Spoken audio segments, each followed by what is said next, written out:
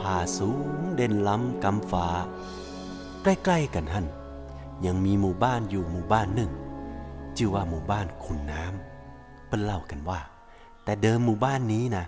เป็นหมู่บ้านน้อยๆเจ้าบ้านทำให้ไถนาหาของป่าไปตามประสามีอะไรอย่างก็แบ่งกันโต๊ะแรงมา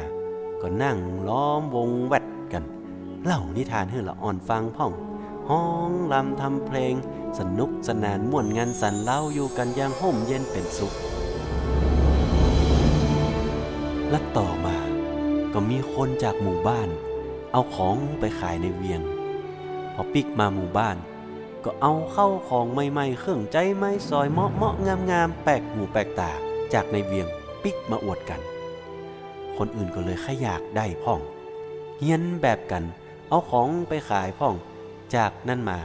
ต่างคนต่างก็จะมุ่งเอาของป่าตัดไม้เอาของนั่นของนี่ไปขายในเวียงหมู่บ้านน้อยๆก็ค่อยๆใหญ่ขึ้นใหญ่ขึ้นใหญ่ขึ้นกลายเป็นหมู่บ้านใหญ่แต่กลับมีความเงียบเงาเศร้าส้อย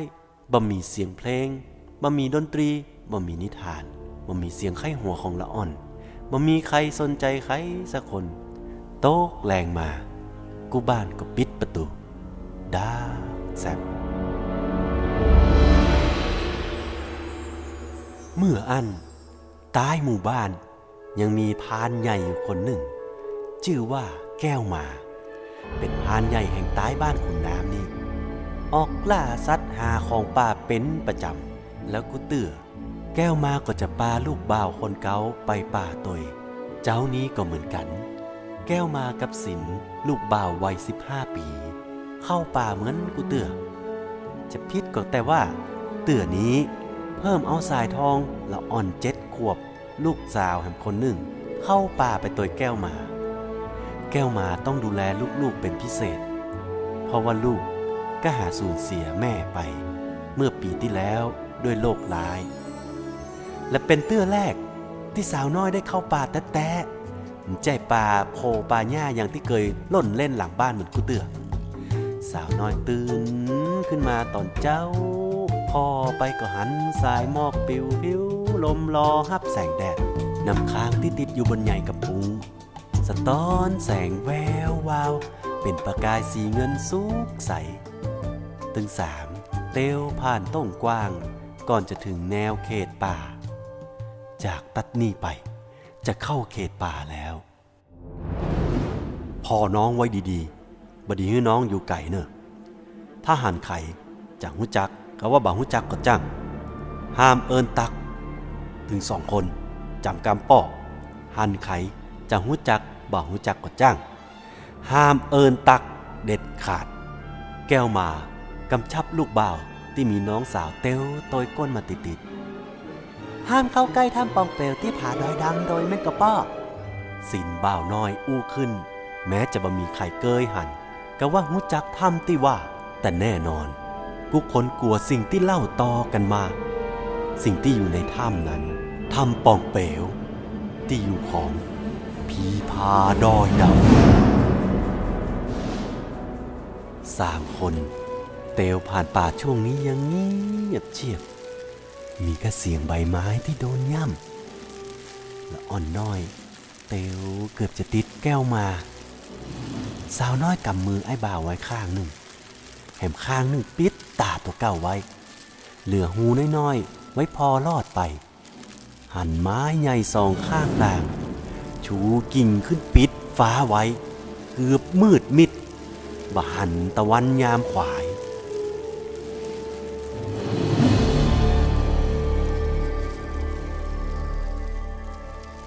และแล้ว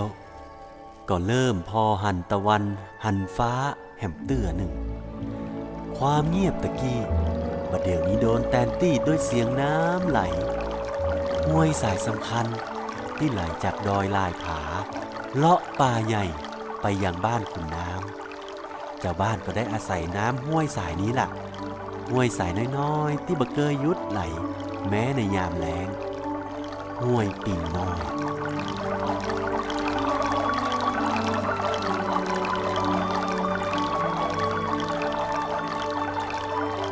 สักกำ แก้วมาก็หันมาบอกลูกว่าเดี๋ยวลูกอยู่กับน้องที่นี่เนอะพ่อจะไปดูกับดักที่วางไว้ว่าได้อย่างพ่องบดีข้ามน้ำเข้าไปในป่านะและจำที่พ่อบอกไว้ได้ก่อนหั่นไข่ก็จ้างหูจักบ่หูจักห้ามเอิ้นตักเด็ดขาดจำไว้นะลูก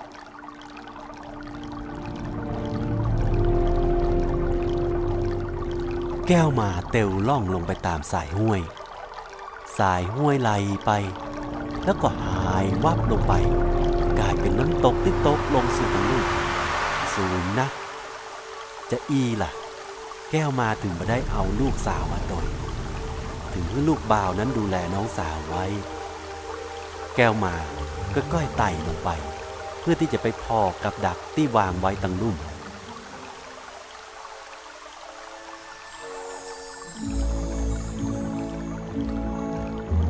สาวน้อยกับบ่าวน้อยกินข้าวอิ่มกันแล้วตึงสองนั่งเล่นกันหิมห้วยที่ใสเย็นมาเห็นหน้ากลัวตรงไหนเลยเนาะอาสินหาดอยดำแต่ว่ามีผีตะกี้เป็นบาหันมีซากตัวเลยสาวน้อยทำเก่งบ่ต้องอู้นักอะตะกี้ไข่กับหัวเอามือปิดตาตัวเก่าเต้วตามกับบัทูกะเล่บหันอย่างแต่นะ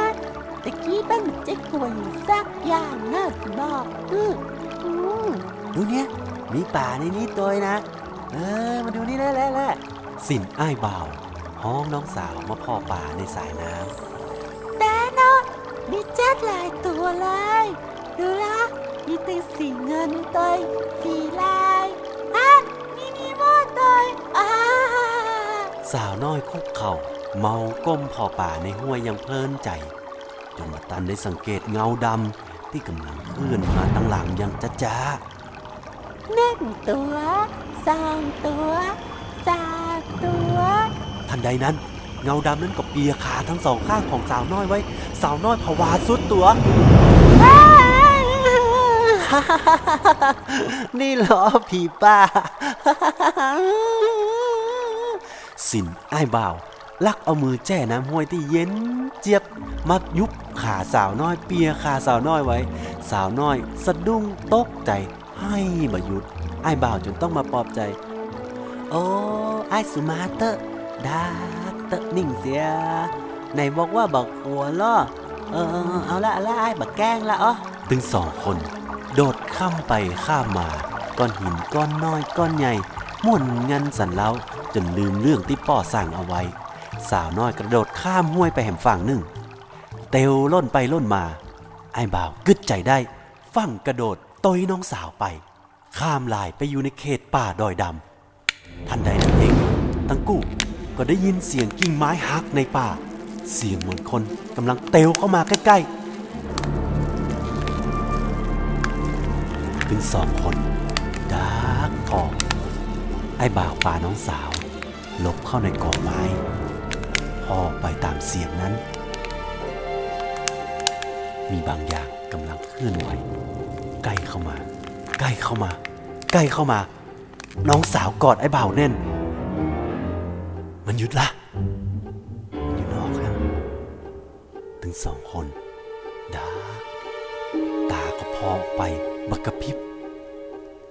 มีบางอย่างกำลังเคลื่อนไหวอยู่ตรงนั้นมันค่อยๆโผล่มาห้างหนึ่งมาสูงนักเป็นห้างของหญิงเก้าผมมวยถึงจะบางงามแต่น้องสาวก็จำได้แม่ห้างนั้นหันควับมาที่เจ้าของเสียงไอ้บ่าวฟังเอามืออุดปากน้องสาวบลอเสียงเงียบไปห้างนั้นเดินมาใกล้ๆหยุดห่างไปประมาณ2 วาละอ่อนตึงกู้แทบจะลืมหายใจสักกำห้างนั้นก็ค่อยๆเดินออกไปไกลออกไปให้มาปิดปากเปิ้ลอย่างป้าจะไปหาแม่สาวน้อยมาพอใจแต่ก็บ่กล้าส่งเสียงดังพ่อสั่งไว้ว่าใดจำไม่ได้กะอ้ายบ่าวครึ่งครั้งแต่นัดแม่เฮาล่อสาวน้อยเถียง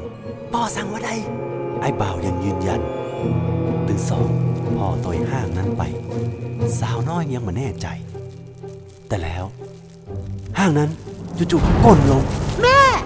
สาวน้อยเอิ้นห้องอย่างตกใจแล้วก็โจรออกจากก่อไม้ไอ้บ่าวเปียกแขนไว้ตันอย่าไปนะ ไปบ้านนั้นไม่จะไปหาแม่ไอ้สิงนี่แม่มาสบายอะไปอะ สาวน้อยบอกฟังเสียงสะบัดแขนจนหลุดห้ามตะใดก็บอกฟังสาวน้อยล่นไปที่ห้างนั้นปากก็เอิ้นห้องหาแม่ แม่แม่ พอไปถึงสาวน้อยก็ซุดตัวลงข้างๆห้างนั้นหันควับมามันเป็นใจแม่ของสาวน้อยดวงตาของมันเป็นสีเพิงแดงกำอย่างกับเลือดห้างนั้นก็ขยายใหญ่ขึ้นเป็นเงาสีดำสูงขึ้น สาวน้อยสะดุ้งตกใจห้องลั่น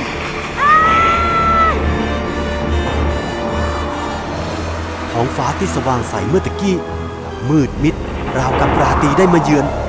พายุพัดมาอย่างบ้าคลั่งกิ่งไม้หักใบไม้ปลิวว่อนเสียงลมลู่ยอดใบไม้ส่งเสียงวีดวิวน่ากลัวราวกับเสียงฮ้องของสัตว์นรกขณะนั้นเองแก้วมาก็รู้ทันทีว่าเกิดเรื่องร้ายแน่ๆแก้วมาฟังวิ่งปิกมาพอลูกทั้งสองต้องตกใจที่หันล่างใหญ่ดำทะมึนมีตาแดงกำกำลังจับตะออนตึงกู้ไว้แก้วมายกหน้าไม้ไล่อาคมลงบนลูกดอกเล็งไปที่ห้างนั้นแล้วก็ยิงได้ผลห้างนั้นหยุดสะดุ้งก่อนที่จะปล่อยละออนตึงกู้แก้วมากระโดดจากโขดหินก้อนใหญ่ข้ามไปห้วยแห่งฝั่งนึงเพื่อช่วยลูกผ่านห้างนั้นขยายใหญ่กับกายสลายเป็นหมอกพุ่งเข้ามาสายลมพายุที่พัดรอบๆปัดรอบรวมตัวกันเป็นสายเดียววนพุ่งเข้ามาปะทะห้างแก้วมาลอยหมุนวนห้างราวกับผลนกแก้วมาบอกให้คิดบนล่างได้ยินกับเสียงลมผสมกับเสียงฮ้องของลูกทั้งสองก่อนที่ทุกอย่างจะดับวูบไป